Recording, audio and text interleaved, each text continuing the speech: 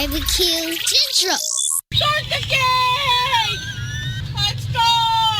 We'll do it live. Okay. Do it live! I'll write it and we'll do it live! So to get that perfect barbecue, you use wood. Are you sure it's safe? Whatever. We put the lighter fluid on, strike the match, and... Oh! Should we call the fire department? That might be a good idea.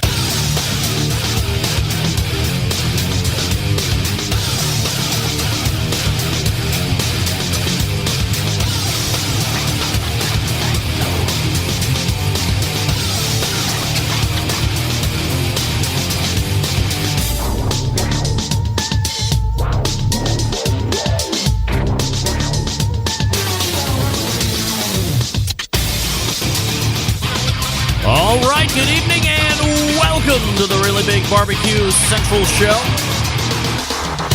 A show, which you didn't know, it talks about all things important to the world of barbecue and grilling. We are originating from the Rock and Roll Hall of Fame city of Cleveland, Ohio. I am your program host, Greg Rempe. Happy to have you. All right, look, if you want to jump in on the show tonight, you can lob me a phone call. If you would like to email the show, of course, you can do that as well. Here's your 2 bits of contact information. You can get in touch with the show by calling 216-220-0966. Email Greg at the BBQCentralShow.com. On the Twitter and Instagrams at BBQ Central Show. Anything else you want to find out about the show can be found at the main website, thebbqcentralshow.com. And here's what's happening in case you didn't get the newsletter. Coming up in about 12 minutes from now. Last weekend, the Memphis in May World Championship Barbecue Cook-Off event contest took place.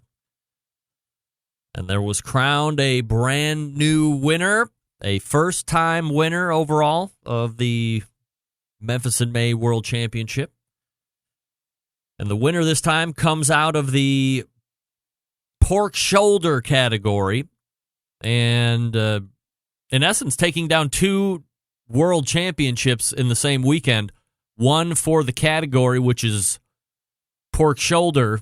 Whole hog is like sticking in my head for some reason, and I don't want to say it. Pork shoulder wins to get them into the finals, and then they take down the finals. That, of course, one of the most prolific competition cooks and one of the most recognizable faces as it relates to the industry in general. The pitmaster of Cool Smoke Barbecue team, Tuffy Stone, will be joining me, and we will obviously be breaking down the win in detail. We will also talk about, if you're not familiar with Tuffy, aside from being somebody that you would recognize on the street if you are within the subculture because of all of the television exposure, successful cookbook, restaurant, catering company, appeared on this show any number of times, the list goes on and on.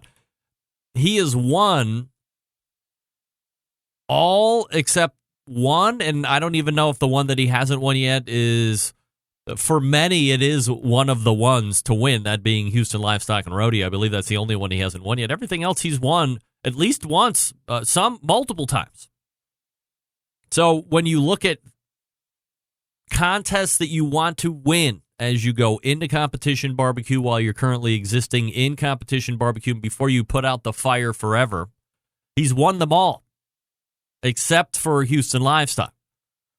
So quite an accomplishment, especially given the events of last weekend, and that will be Tuffy Stone in the first interview segment. Then we will be joined by the third Tuesday, one of the third Tuesday of the month recurring guests. She is the creator of GrillGirl.com and sharing recipes tonight that involve smoking spices and salts and peppers, like grindable peppers, not red peppers or jalapenos, although you can smoke those as well. We also have some tips and suggestions for the upcoming Memorial Day weekend. Bunch of other stuff to cover, and that is Robin Lindar's GrillGirl.com. And then we will move to the second hour. We have an open last segment, so if you've always wanted to jump in on the show, that's probably your time to do it, right around that 10:35 or show segment. And at 10:14, we will be joined by a first-timer to the show, someone who has indirect ties to the show, believe it or not, and I'll leave it at that. But have you ever, there's certain things that you see, like, for instance, see this color? When I see this color on this thermos, I know exactly who makes this thermos. I don't even need to see the nameplate. I don't need to see the logo. All I need to see is that style cooler or thermos with that color on it. I know exactly who makes it. And I've had that one for well over 15 years, I believe. In the instant chat, you just saw me hold it up. You saw the color. Do you know who makes that thermos? I know it in a heartbeat. It's just one of those iconic brands, looks, you name it. I will be joined by the Eastern sales manager for Stanley Thermos, that being Sarah Lewis, first timer. Or as it was initially introduced to me, Sarah Ray Lewis, and see if you can do detective work from there. So there you have your show. 14 past this hour, Tuffy Stone.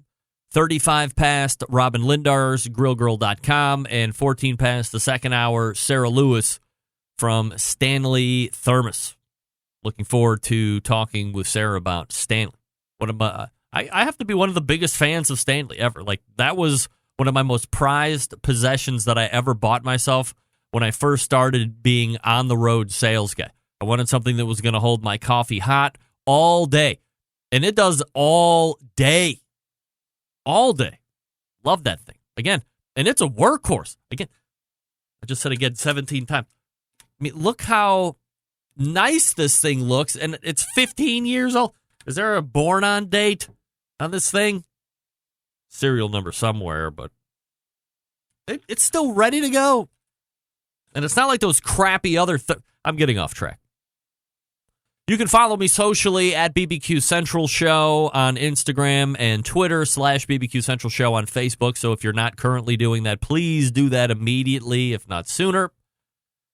Last week, I told you about the Crowd Cow 100% dry-aged beef Wagyu hot dogs. Did I say Wagyu twice? That were ready to deliver last Wednesday. And as luck would have it, because we live in a great country where things do show up on time, they have arrived.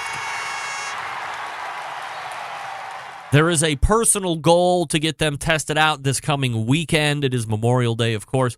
I will say, at first blush, on the packaging, and they do come frozen, while it does say Wagyu hot dog, it does not... Andrew, you are not the father. It does not make any mention of dry-aged anything on the label. So, suggestion box material going forward for Crowd Cow. If I was a purchasing consumer, and in this instance I wasn't because it was sent to me as a gift, but if I were a buyer, like for the person that bought this for me, I'm sure he would, as I would if I bought them for me, I would visually want to see the actual verbiage on the package, dry-aged, because it doesn't say that. One could be led to believe otherwise, that there is perhaps no dry aging at all going on because it doesn't say dry aging. And I'm sure no one wants to feel like that, especially since it doesn't say that you're paying, or especially since you are paying a premium for these schweens. So again, 3 packages have arrived in the freezer. They come frozen. And on the packaging, it says 100% Wagyu beef hot dogs, but it does not make a reference to dry age. And again, that was a big selling point. So, all right. I went over this list last week, but a number of you were asking me for it over the course of the week. Let me get it out there one more time. This is the list of the 9 folks who are currently being voted on for what will end up being the 3 that make the BBQ Hall of Fame for 2019. Number 1, Aaron Franklin. Number 2, second Tuesday of the month guest, Meathead, who we unveiled last week to him, much to his surprise. Desiree Robinson from Cozy Corner. Wayne Monk from Lexington Barbecue. John Big Daddy Bishop, founder of Dreamland. Number 6, CB Stubblefield from Stubbs Barbecue. Number 7, Michael Ray Higgins, who is one of the co-partners of J&R Manufacturing, which is the company that makes Oiler Pits. Number 8, Jim Quisenberry, who was from what my research has told me, a fairly integral person and team getting Memphis in May off the ground back when it was a one-tent affair back in the day, early 80s, if you can believe that. And rounding out that top 9, or the list of 9, James Lemons from Lem's Barbecue in Chicago. I also have it on fairly good authority that that voting has already closed for the top 9, and that the 3 Hall of Fame inductees will be announced here by the end of the month. Or maybe it's next month. I forget. I'll figure it out. Before we get to Tuffy Stone, I want to talk to you quickly about Big Papa Smokers, the one-stop online shop for all things barbecue. Their curated selection of only the best outdoor cooking and grilling supplies get you on the path to better barbecue results in no time. Sterling Big Papa Ball himself handpicks everything that is on that site, so rest assured that an expert is doing this. American-made grills, spices, rubs, sauces, it's all there. As it relates to the rubs, popular flavors like Sweet Money, Cattle Prod, Cash Cow, all proven winners on the competition circuit and in your backyard, because they are in my backyard. Big Papa's offers 13 perfectly balanced flavors to transform ordinary meals to extraordinary. They also have that great partnership with Steph Franklin over at Simply Marvelous Barbecue to form what is known as the West Coast Offense, and everybody's using that. They also own Granny's Barbecue Sauce, so if you're looking for something new, out of the ordinary, it's not going to blow your mind with crazy flavor profiles, but if you like things that are delicious, you'll love Granny's Barbecue Sauce. And aside from the premium selection of those rubs and sauces, they also offer the very best wood charcoal and pellet cookers out there on the market today. If you're looking for a smoker that's easy to use, check out the Mac 2-Star General Pellet Grill. Big Papa Smokers, the exclusive Mac dealer, and even offer special packages. Not a fan of pellet cookers? All right. Take a look at the Old Hickory Ace BP. It's the only charcoal smoker that Big Papa trusts on his competition trailer. And if you're a backyard barbecue enthusiast like me, looking for a durable and versatile grill that's easy to use and that will last forever, the M Grill from Texas is just what you need. They're built like tanks. Not sure of what grill you need? You can't go wrong with anything offered on BigPapaSmokers.com. They have something for every kind of budget and backyard cooker. If you have any questions, you call them at 877-828-0727. That's 877-828-0727. Shop the website, BigPapaSmokers.com. That's BIGPOPPA Smokers.com. 2019 Memphis in May World Champ in both shoulder and overall. Tuffy Stone coming up out of the break. Stick around. Be right back.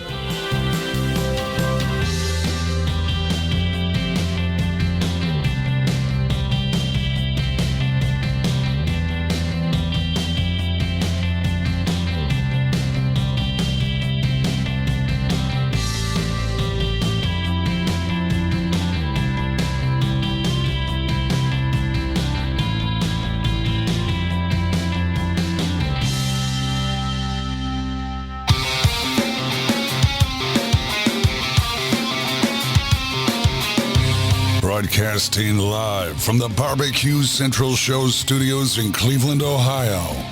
You're listening to the Barbecue Central Show. Once again, here's your host, Greg Rempe.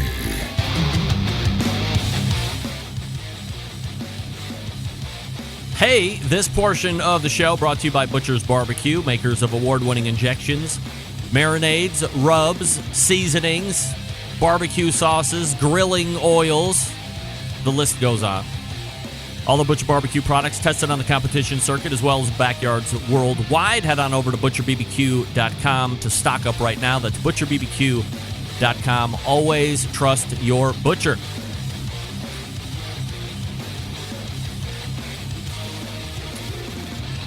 Oh, no. Try that one. My next guest, one of the most recognizable faces in barbecue. You see him on TV, in his restaurants, writing books, competition trail. This past weekend, you might have seen him in Memphis, Tennessee, winning not only the world title in pork shoulder, but added Memphis in May overall grand champ as well. His first overall MIM title, by the way. So let's go ahead and race to the Fogo Charcoal Hotline and welcome back the pitmaster of Cool Smoke, BBQ Hall of Fame'er Tuffy Stone joins me here on the show. Tuffy, how are you, buddy? Hey, Greg, I'm doing well. How are you? Absolutely fabulous. Probably not doing any better than you are, though, given the events of this past weekend, no doubt about it. So did you spend all of the winnings that night that you put on Instagram? We tried. We put a dent in it, but we were all moving a little slow, so we went to bed early. So we're gonna have to spend some more time working on that. So let's start with this past weekend, Tuffy, knocking down 2 world titles, pork shoulder to get into the final, and then overall world champ. You certainly aren't new to this particular event, that being Memphis in May, and it's truly a one-of-a-kind competition. So do you prepare for this particular event any differently than you would if you were going to a KCBS contest or a Houston contest or something other than a Memphis contest? Absolutely. With Memphis in May, there's a lot. I have to bring a lot more equipment, so we have to set up. We rent tents and tables and chairs and flooring. Our site's pretty modest in comparison to some of the elaborate double deckers down there, but so we have to coordinate the rentals, and then it's a matter of you have to present your. In this case, I'm cooking whole shoulder, so I've got to have enough pit capacity where I can show the judges a whole shoulder on my pit, but I need to have a second pit because I'm cooking 8 shoulders. So there's that to deal with. There's platters, there's linens and tables for the judges to sit at. So there's a lot of those kind of elements that are completely different than when I go cook a Kansas City Barbecue Society contest or Houston Livestock Rodeo show or something like that. Does your catering background help at all as far as getting that whole thing set up and acclimating yourself? Absolutely. I think, honestly speaking, my catering background has helped me just in competition as a whole, because I'm so used to cooking in makeshift kitchens and having the elements to deal with, and so I believe that's helped me just not only from the setup for the presentation of Memphis in May, but just as a cook as a whole. And then my wife Leslie, she is so amazing. We create pack lists and work on, we work on pulling this together for probably a couple of weeks, and we have tubs and platters and toppers and, you name it, napkins. And so the catering part certainly makes the presentation part of Memphis May a lot more easy. From a pork shoulder standpoint, obviously you are affiliated with Smithfield. They obviously sponsor this show, so it's obviously Smithfield shoulders going on. Do you have a particular, I know they have a couple different lines of shoulders. Which ones did you use and what did you win with? Well, and so I'm a big fan of the Prime, which is in the process of changing to an all-natural line, but it's not enhanced at all. All of the shoulders that I had, I cooked 8 shoulders. They were all 25-pounders or thereabouts. They were really close to 25 pounds before I did a little trim work to them. They were beautiful. The marbling in these Smithfield shoulders was really, really great. And as well as I do, when we're cooking long cooked meats like, ribs or shoulders or, any big cuts, the more marbling that's in there, the better. And so I was really happy with my product. It was about, from the kill date to the date that I cooked it, it was about 13, 14 days old, which is perfect for me. I like my shoulders to have aged that amount of time before I cook on it. And I tell people all the time, when I get to a contest, I come with sharp knives, good wood, clean pit, fresh rubs, good sauce, and great meat, and just hoping that you have all the things. Hopefully you get there with all the things that you would need to stand a chance in doing well, and these shoulders were just beautiful. Have you come to learn that 8 shoulders is what you need, or is that just what you're supposed to cook? No, so you need a whole shoulder for each on-site judge for the preliminary. So there's 3. You need.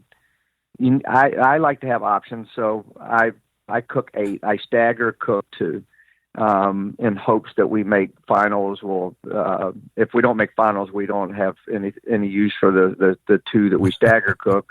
And I've been fortunate and needed those shoulders, and I've also cooked those shoulders and not made finals, and then it just becomes food that you take home. But so I will typically have 3 for the preliminaries, 2 choices for if we make finals, so that's 5, and then I'll have 3 that I can potentially work off of for the blind box.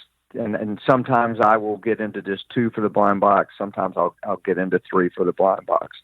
I've got lots of sayings, as you know. One of my sayings is it's better to be looking at it than looking for it. And so I like to have choices. Jamie made me a really beautiful double barrel Jambo, and that's a 30-inch diameter pipe on each side, and I'm able to comfortably put, well, it's a tight squeeze, but I can put 4 nice whole shoulders on each side. So you end up finaling in shoulder along with your pal Chris Lilly of Big Bob Gibson's. No news to you, but nobody's won Memphis in May more than that guy, of course.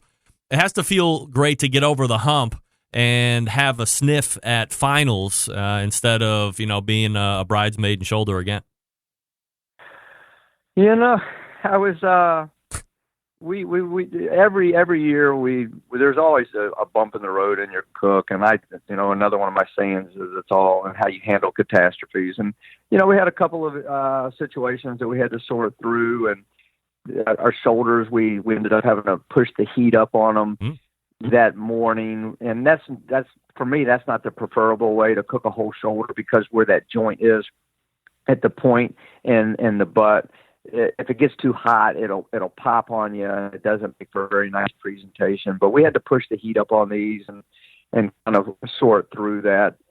And then we built a blind box. I felt like that was pretty. What's interesting is my Memphis MA presentation is not as composed or as fanciful as I would do for Kansas City Barbecue Society. So I always kind of look at that box and say, but it could be so much prettier. But I toned it down for that. And so we did that. And my first preliminary on site, I tend to be a little clunky on the first one. And then by the second and the third, I get smoother.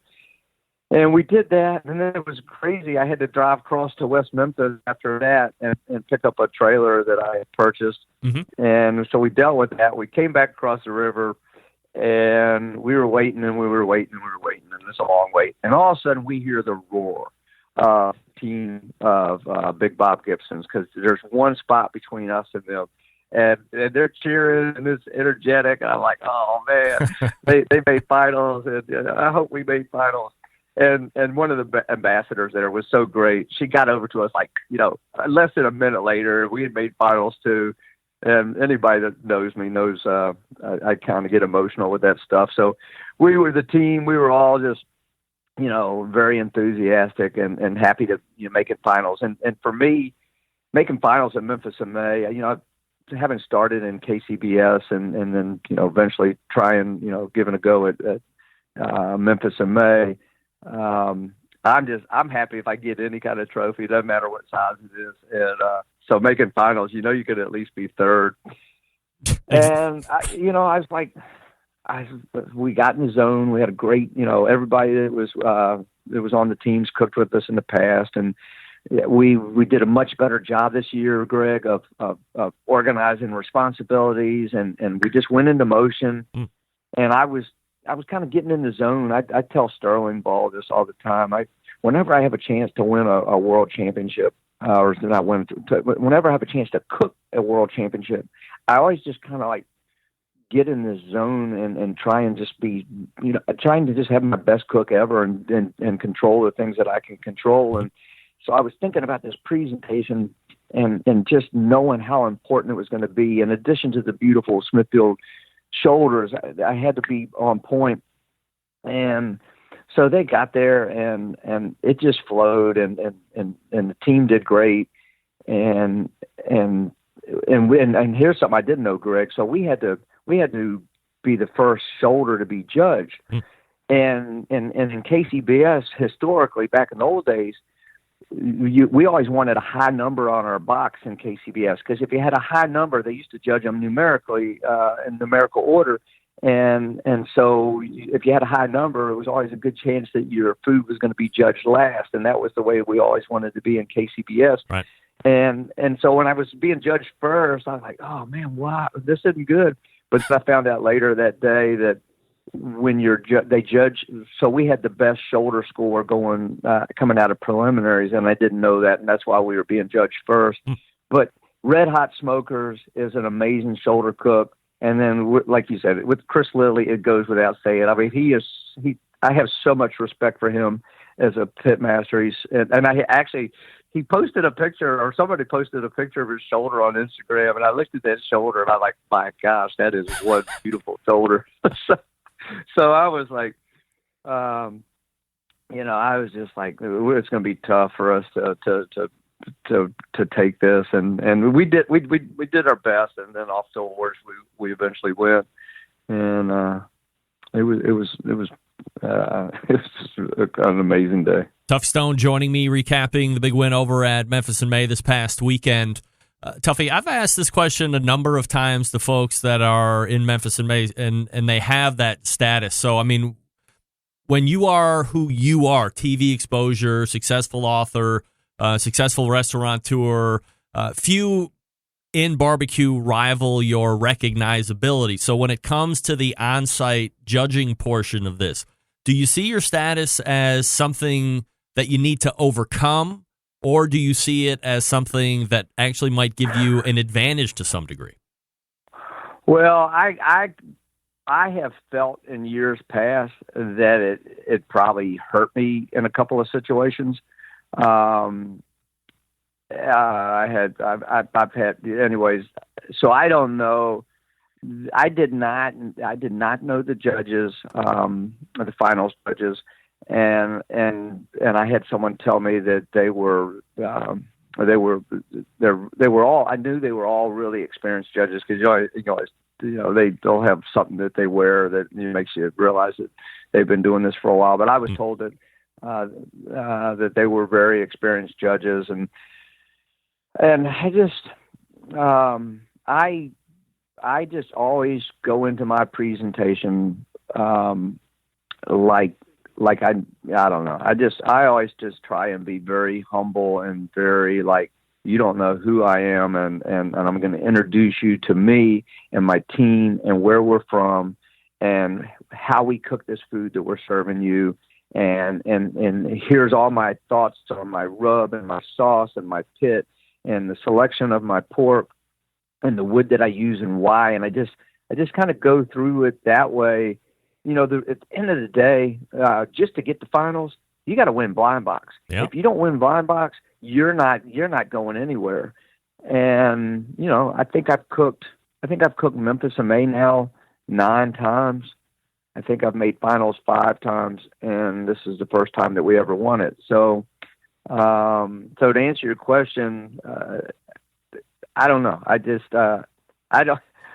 I still feel like I'm a newbie in Memphis in May, to be honest with you. It's like I've cooked it 9 times, but so many of my buds down there. I mean, Chris Lilly and Myron and Melissa and Pat Burke and Mike Mills, and this list is just so long. I mean, Pat Burke cooked his 30th straight Memphis in May this weekend. I mean, 30 years. Wow. I mean, it's incredible. So I don't think it helped. I don't think it helped me. And what I know about all the judges that I get to talk to, all the judges that I know and or have met, they're really focused on trying to award the best food.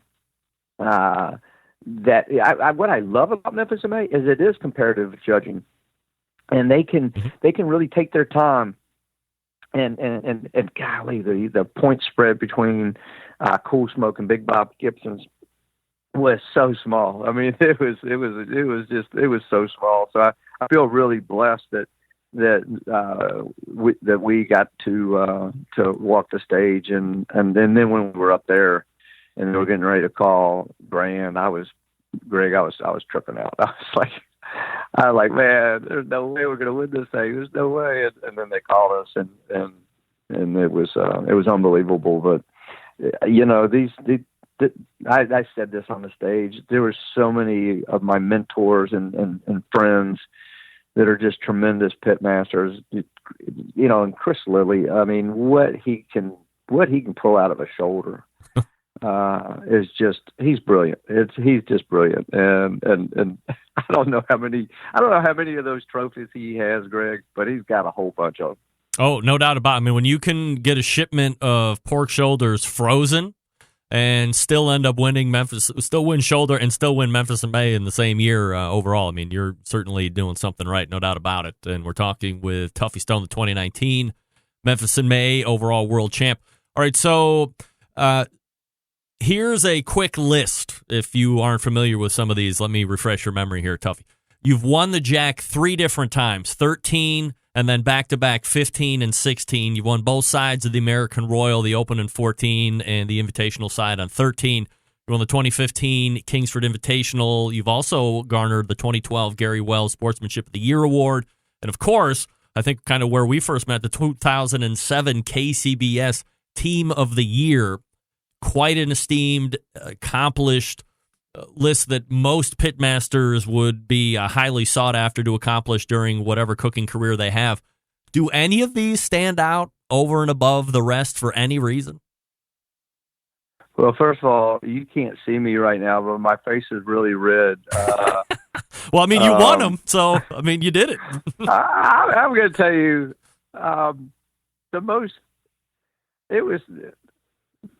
there's been so many amazing, beautiful things that I've been able to have go through in competition barbecue, and every one of those things that you just mentioned has a story.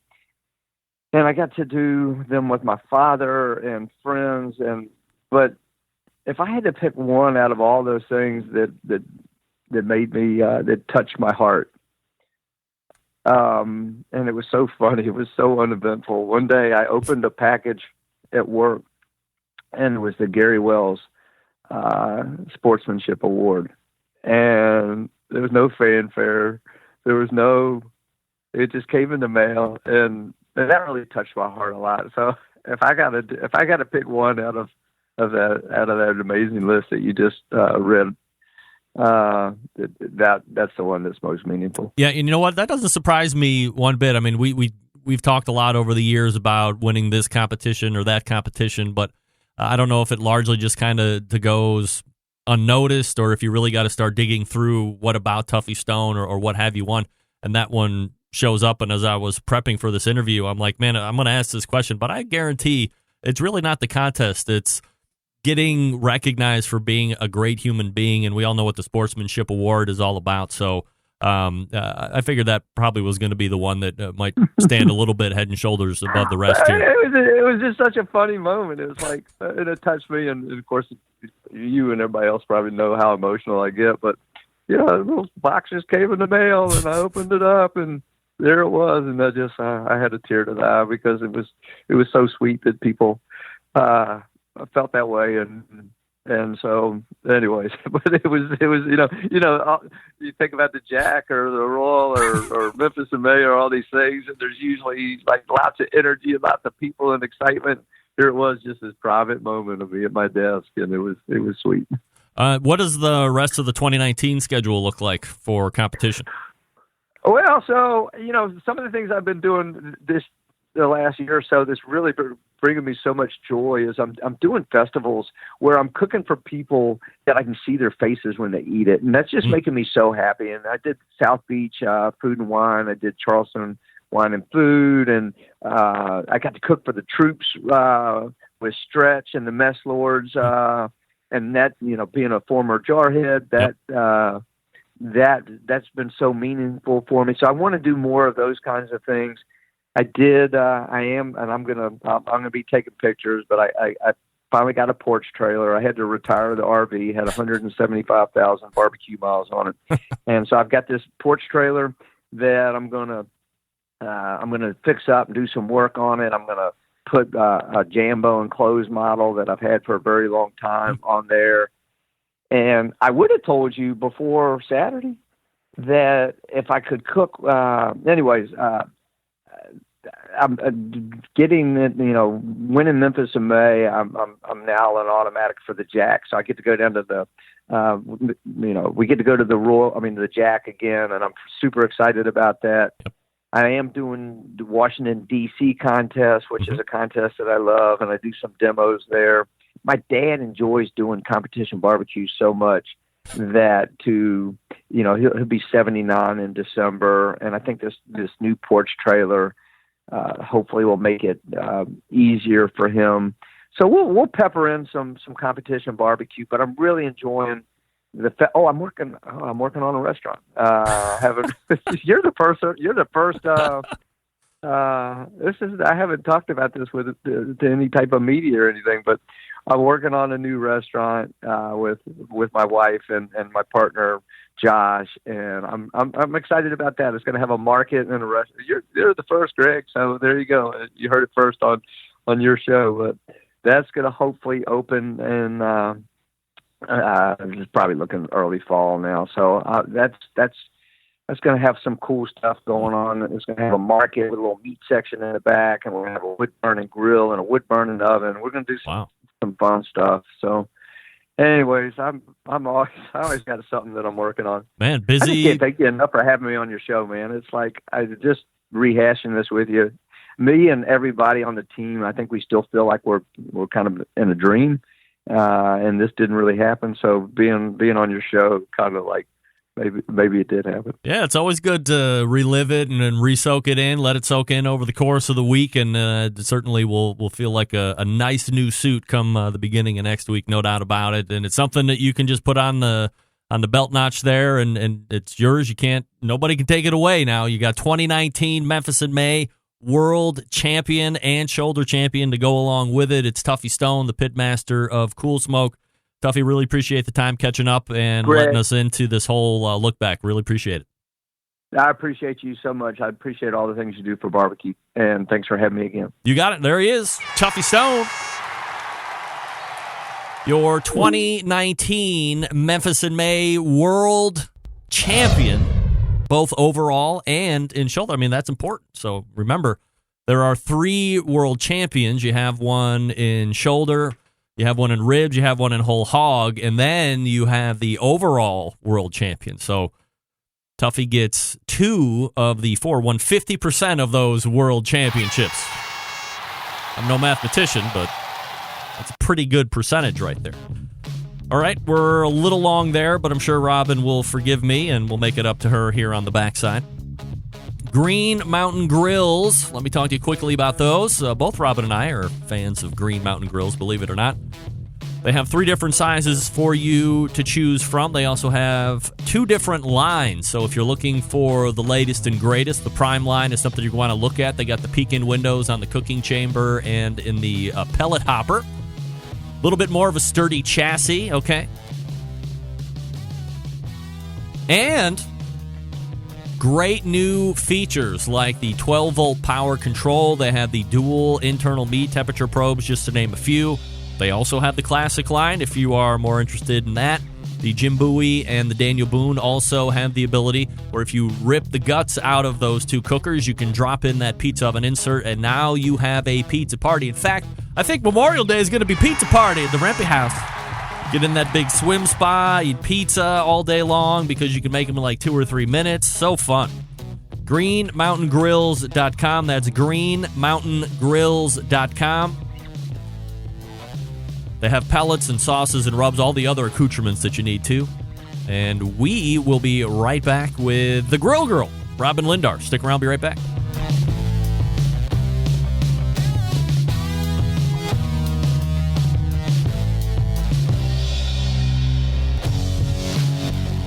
Continuing to produce incredibly mediocre content.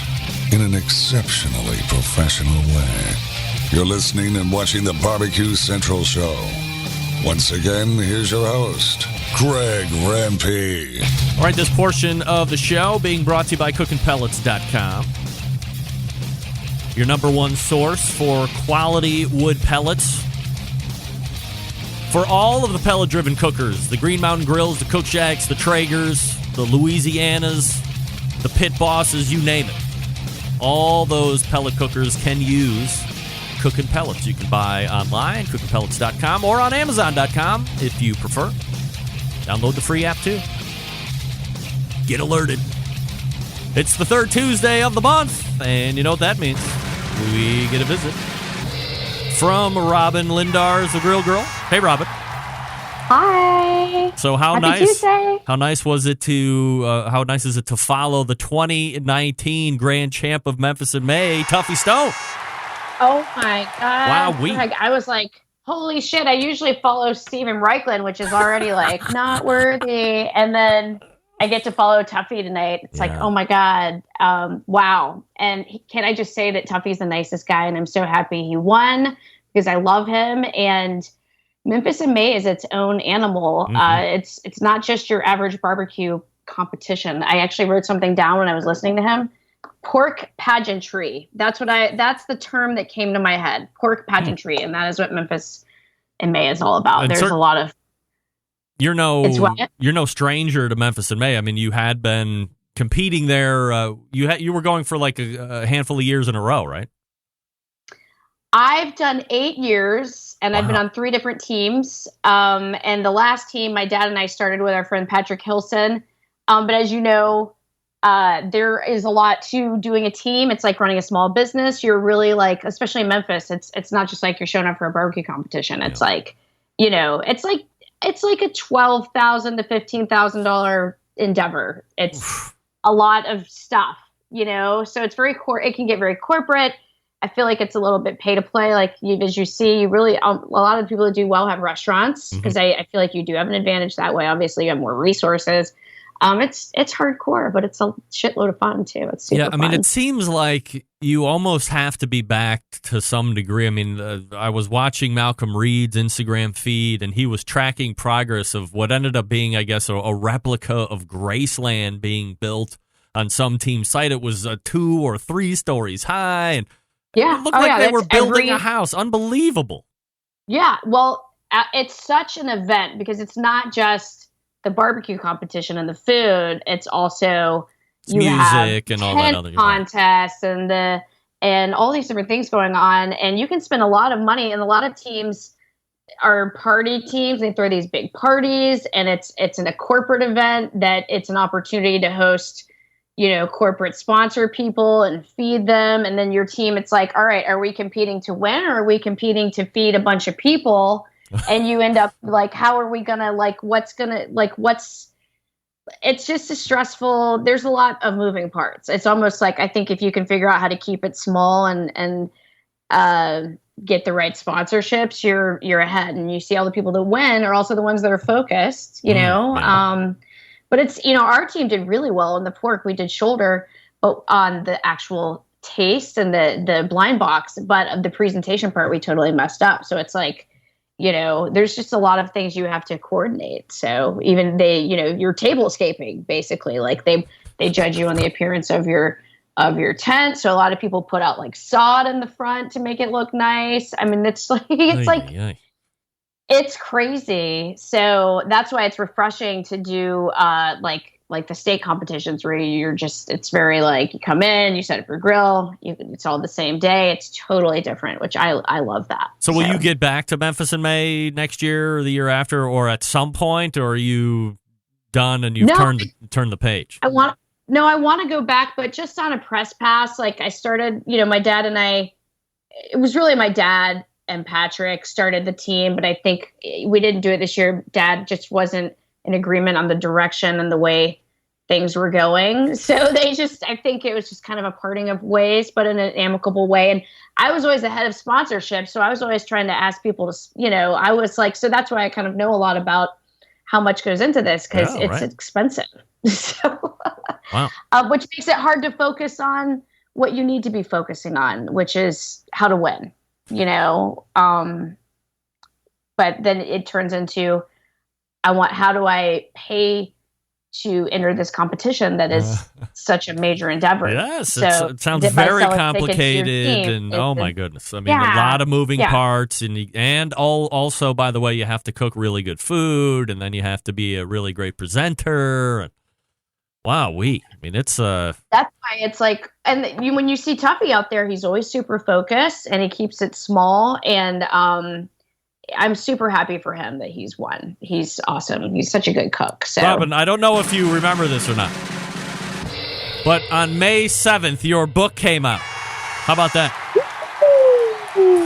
Dennis Busso in the instant chat is saying Robin's new book is awesome, so there's some instant feedback for you. So, and Dennis is a cookbook connoisseur, so he's not going to blow smoke up anybody's ass unless he thinks it's actually a decent book. So that's Dennis's much love 2 cents. to you for that. That's right. I really wanted it to be special. I really poured my heart out into it, so thank you. So it's out 2 weeks. I mean, do you get any type of feedback from the book people on benchmark successes or anything like this, or are you just hoping that it's still going well, or what? I think it's going well so far. I mean, they didn't do like a big press tour or anything, but it's kind of a little more niche too. So I think so they said it's sold well so far on Amazon, but they don't know yet from what, like, the actual stores that sell the physical copies. Some of them pick them up later in the season, so that data is coming in. But I will ask anyone, if you have gotten the book, if you would be so kind to write me an Amazon review. Reviews are what help you bubble up to the top. So I would totally appreciate that from you guys. Go write a review if you have Robin's new book. What's the title again? Healthy Electric Smoking. Right. So, and I know it is niche. Some people are like, oh, I don't have an electric smoker. You can really apply these recipes to any smoker. I think they also work really well. Obviously, electric smoking and pellet smoking, they're not actually that different when you think about it. So most people do have a pellet smoker these days. These recipes are perfect for that as well. All right, so let's talk a little bit about something that maybe you've had if you're like at a barbecue restaurant or you're at kind of a fancy avant-garde restaurant. Smoked salts, smoked peppers. This is something that you're into. I actually have some pictures that we can show up, but let's talk a little bit about processes and flavor profiles and best ways to use. Okay.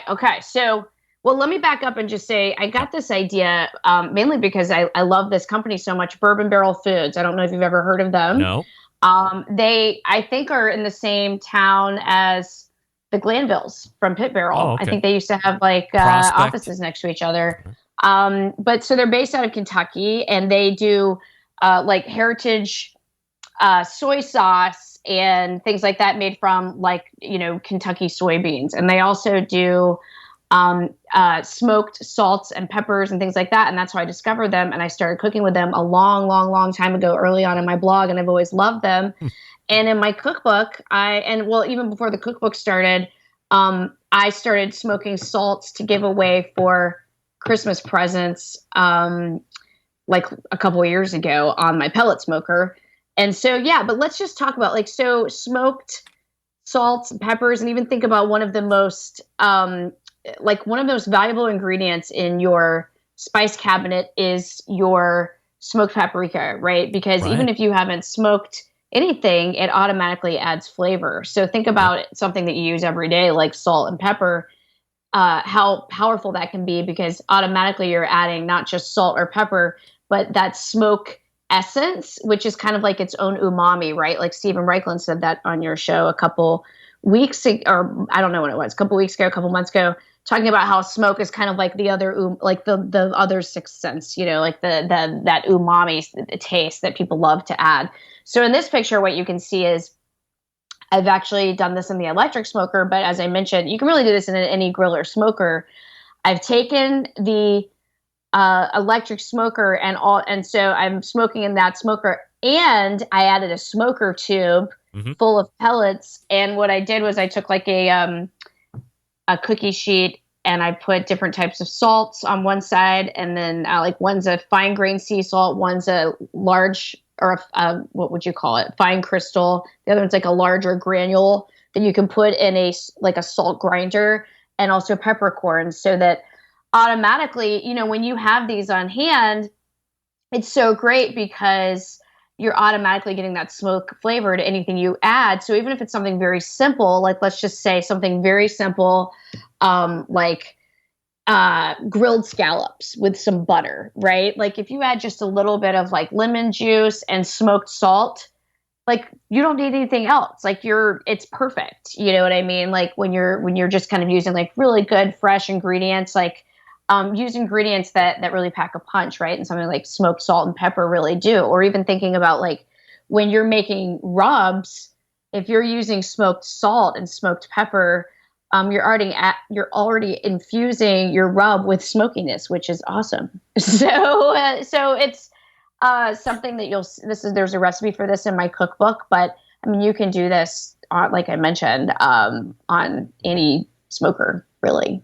But the smoker tube is important because it helps infuse more smoke so that so basically you're just permeating the shit out of the air with smoke. So you're more likely to have it like absorbing or, getting it into its essence. So the picture that I'm looking at the moment. So non-eloquently described it. No, it was pretty. I'm not a scientist, but Yeah, it was fairly eloquent. I knew what you were saying. So not Dr. Blonder, but You're Dr. Blonde. You're not Dr. Blonder. Right, Dr. Blonde, but not Dr. Blonder. So the picture that we're looking at, is this post smoke? So let's say the salt that's more on the left side was more white, and now it's has the what's that?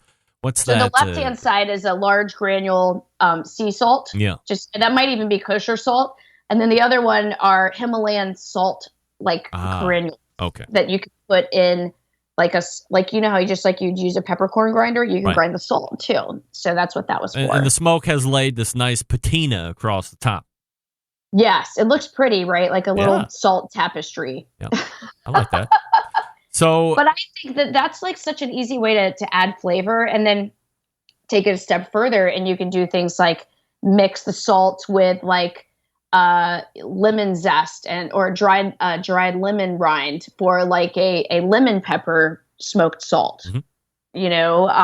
Or a lemon smoked salt or lemon rosemary smoked salt. Like you guys get the idea, but there's a lot of really cool stuff you can do.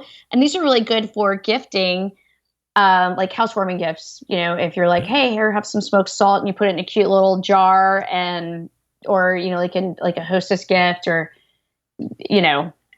So when you and Scott open up the 20-acre mansion in the middle of Florida, and you have the Grill Girl housewarming party, you wouldn't be put off if I brought down a couple pounds of smoked salt and you're like, oh, Rempy's a cheap ass, he brought down some smoked salt?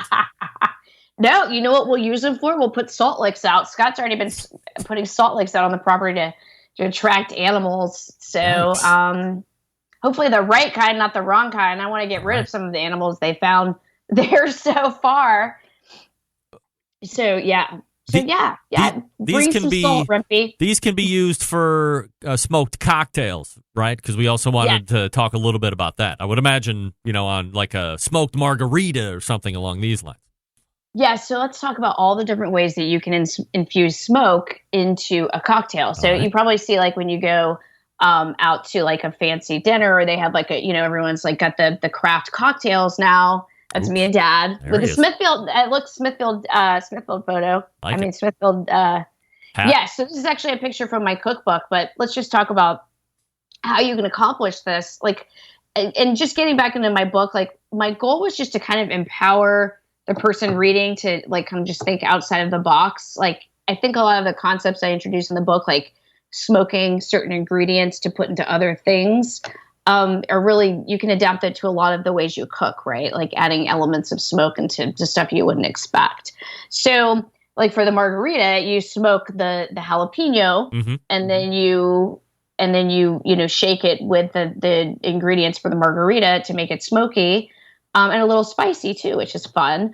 And then for something like the old fashioned, what you can do is, and this is fun for a lot of different cool stuff, is you basically make smoked water, which is you put a pan of water in your smoker and while it's smoking, and then you get the smokiness. And you also can put something like a cheesecloth on the top so you don't get any ash in your water pan. So anyway, then you take that water and you freeze it in cool ice cube trays. So like for an old fashioned, like the big square ones is what you want. Right. Which is not in this picture because this was done by the cookbook photographer. Or maybe they did. I can't tell. Anyway, no, I think maybe they did. Anyway.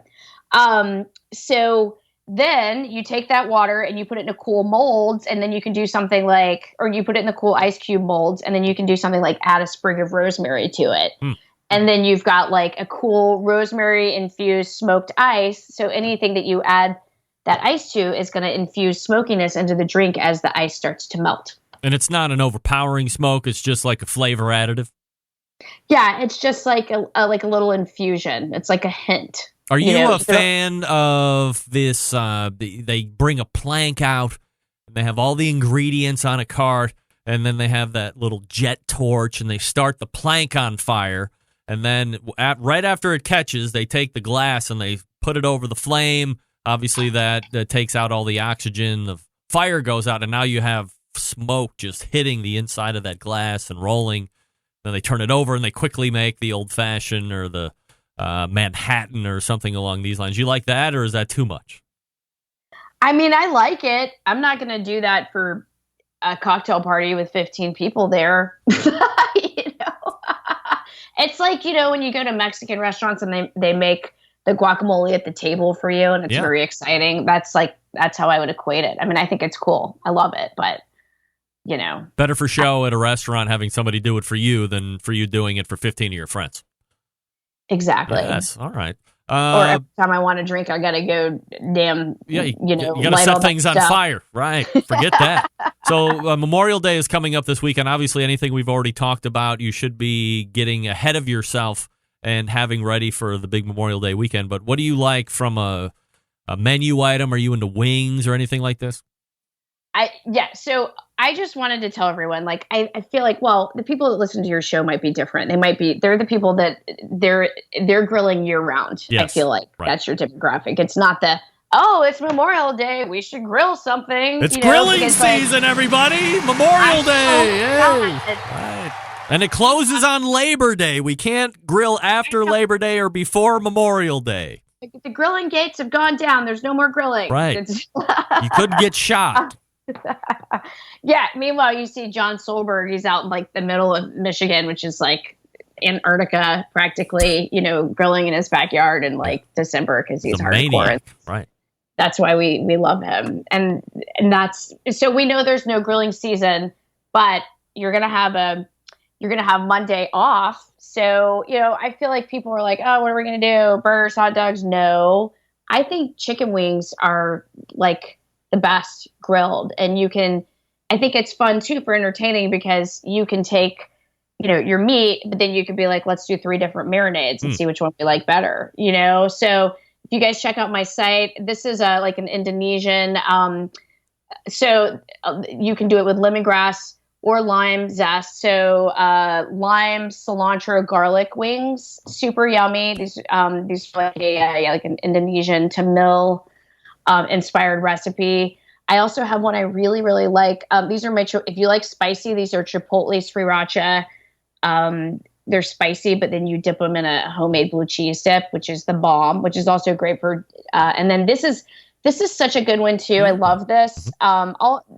These two, all of them actually, the dip on them, the marinade on them, just make extra and you can just use it as dip. It's so good. But, so this is West Indies wings. So this is like a 4-ingredient wing marinade recipe, but it's so good. So it's a coconut milk base with an island style habanero sauce. What else? With ginger and turmeric, and it's just amazing and so good. Fresh ginger? Fresh ginger's key. Yes. Okay. But in a pinch, the dried will do. It's better than nothing, right? But the ginger is it's just, that sauce would be so good over some noodles, honestly, or zoodles as a spicy kind of spicy yet filling kind of creamy coconut based type sauce. Am I late to the party, Robin, or am I keenly aware of trending items where this what is it? Cilantro lime sauce is like come out of nowhere, and it's on everything. I just saw it at Costco. They have it on the steak. They had it by itself. They had something else that have it. Now you got cilantro lime wings. I'm like, what the hell is going on? Yeah, but I've been doing that forever. I'm late to the party. Damn it. Damn it. I don't know. Well, I don't know. I always do stuff early, though, because like I was doing keto 2 years ago, and actually 3.5 years ago, because I was doing it right after I had Hunter, and I was trying to get my bathing suit bod back because I had to go on this family vacation with a 6-month-old to the Dominican Republic. So, yeah, I was like, anyway, that's another story. But so I don't know. I feel like sometimes some things it just takes a while for other people to catch on. Yeah, but cilantro and lime are a wonderful flavor combination. Yeah, I love it. I mean, I guess there's some people that hate cilantro just on its face. They're just haters of cilantro. But I'm a lover of cilantro. Sometimes I'll just take like little grape tomatoes and cut them in half and put a little olive oil, a little salt, a little pepper, and then some cilantro, and then just mix it all together. And I have like a little fresh tomato cilantro salad. It's delicious. It is. I love cilantro too. Yeah. Like, it really kind of just makes tacos for me. Like instead of using lettuce, I'd just rather have like chopped up cilantro. But you know, some people do have like a weird like taste bud thing where for whatever reason cilantro tastes like dish detergent. Oh. Have you heard about that? No, I haven't. I'm glad I don't have it. My friend, I've met a couple people that have this. It's really weird. I don't know what causes it, but Perry Perkins, who wrote the Kahachina cookbook, he and I did a thing together a while ago, and he's a really nice guy. He has that. Well, that's too bad. So that means more cilantro for us, I guess. Yeah, and it's always hard to grow. I've tried to grow it, and it dies very easily. So I must not have the magic touch for that. Screw it. It's real easy to go buy in the grocery store all you want all day long. So no problem. Now, in the meantime, if you have questions or you want recipes or whatever, go to grillgirl.com. By the way, because I am always tracking Instagram followers. Last month, Robin, you were at 13,000 Instagram followers. Now you are just shy of 15,000 Instagram followers. Jeez, I mean, it's unbelievable. I want to show you something really quick because when you were talking to Tuffy, look, let me see if I can get your camera. Look at this. Oh, wait, hold on. Let me get a close-up here so we can see. Oh, that's Dave Grohl, right? Let me see. Hold on. This is from last year's Memphis in May. I took a selfie with him on my Instagram. It was like my most liked photo of last year. Wow. He had been at the Sheds tent. Right. And was hanging out with them. And then he was walking to someone else's tent. And I just went up to him while he was walking and was like, hey, can I take a selfie with you? And he's like, yeah, if you keep walking. So we're like literally walking. And I'm like, I'm going to take a selfie with you. And I did it. And it was fucking awesome because he's Dave Grohl. So anyway. It looks it really looks like, many years ago when Johnny Trigg pushed me out of the way when we were at the Kingsford Invitational. It looks like you've just stuck the phone up and caught him mid-stride, and he doesn't even know you're there. He was just getting ready to walk over you. It's great. I love it. It was like a drive-by. Yeah. You know, it kind of was. He did consent to taking the photo, though. All right. So, but I just thought that was funny, and I had to share it with you because he posted it on his Instagram today. But his is a little different because Tuffy's like, there was that time that Dave Grohl came, and I taught him the ways of cooking pork, and mine's like, hey, can I take a selfie with you? Yeah, keep walking and you can take it, lady. I got to get to the next tent. I'm Dave Grohl from the Food Fighters. Who is this girl? Exactly. Yeah, so I'm a big fan of the Food Fighters, so that's great that he took it. So, all right, so go to grillgirl.com, the website, or follow at grillgirlrobin, ROBYN, on Instagram, and maybe we'll be at 17 or 18,000 followers next month. Robin, have a great Memorial Day weekend. Love you guys. Love you. Love you, Greg. There she is, Robin Lindars, the Grill Girl, with a forced selfie with Dave Grohl. My man was like, the cops are behind me. You want this selfie? You better run with me. This is kind of a weird selfie, but a great selfie at the same time. You know who doesn't have a selfie with Dave Grohl? Me. Just because I don't go to Memphis in May.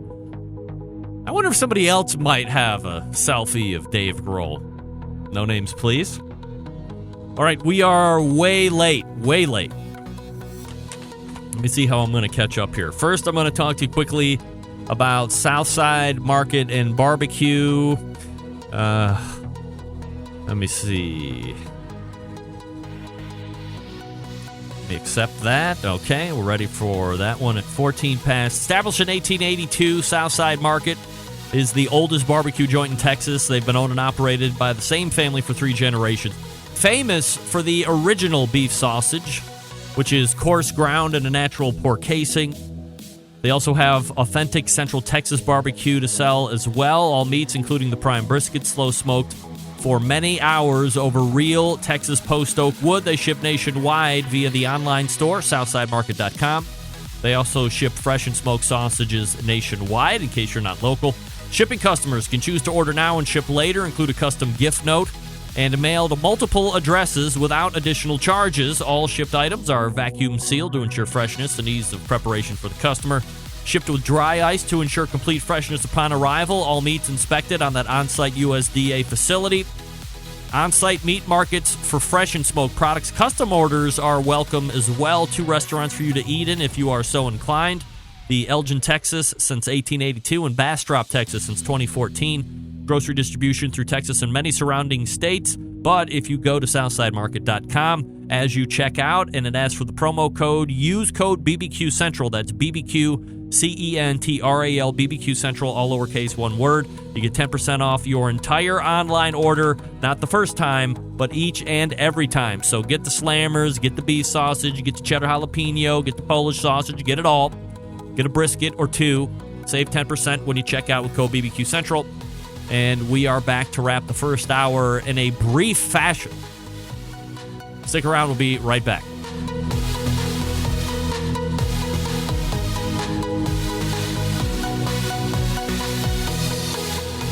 This is Bobby. And this is Jennifer. And we're from Cleveland, Ohio. And you are listening to the BBQ Central Show. Big name interviews, advice on cooking brisket and ribs, and the only host willing to share his honest opinion on all things important in the world of barbecue. It's the BBQ Central Show.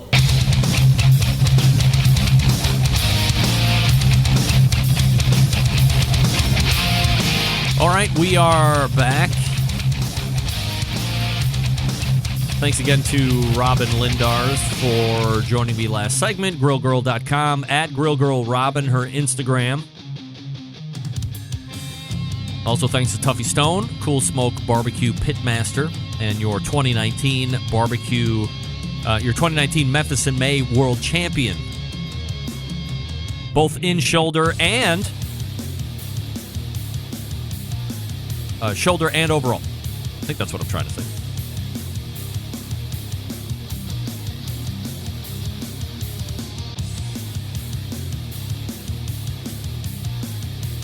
Joe Catone just sent me an email that is absolutely incredible. If I go in too far, can anybody see this? We go to the... yeah, you can't see that. It says, Americans don't eat horses. Uh-oh. What? We will someday, sir. Missing the show for a local awards night, but saw this horse meat sticker in my home in Chandler, Arizona. Wanted to pass it along. Thank you. That's disheartening. All right, let's go to that second hour. Stick around. We'll be right back.